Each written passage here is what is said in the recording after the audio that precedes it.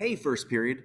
This is our first assessment on patterns 1 through 5. And so I just want to go through the instructions with you since I won't be there with you today in class. So we have two diagrams you get to take on just to practice patterns 1 through 5. And by all means, use your notes, use each other. You can work by yourself with partners, or as I encouraging you yesterday, work as a whole class. Even if you think you got it right, double check with people around you. I'd like to see everyone get a 10 out of 10 on this. So each of the two sentences will be worth 5 points each. So let's take a look at the two sentences.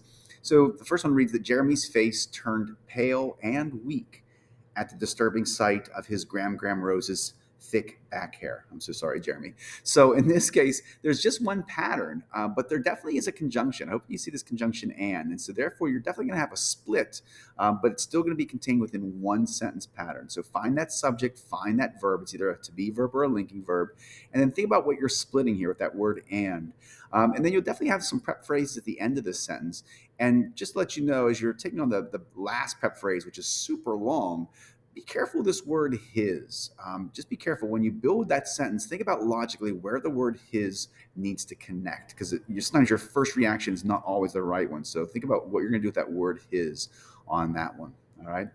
On the second one, we have at the time, Marissa's tattoo of the Last Supper seemed like a fun idea, but now feels like a huge mistake. Seriously, Marissa. All right, there are two patterns here, which typically is my way of saying there's going to be one subject and two verbs. And so think about how you're going to take that subject and split that verb. So when I come across this conjunction but, that's sort of the turning point in the sentence, and all of a sudden it goes into the bottom half of the sentence.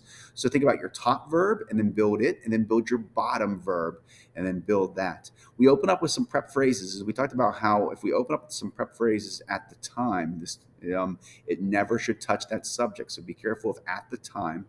And then we also talked about using similes and metaphors. And so you can see it seemed like a fun idea. It feels like a huge mistake. So think about how we would build those two similes in this sentence. Okay, I think you got this one. I have all the faith in the world in you.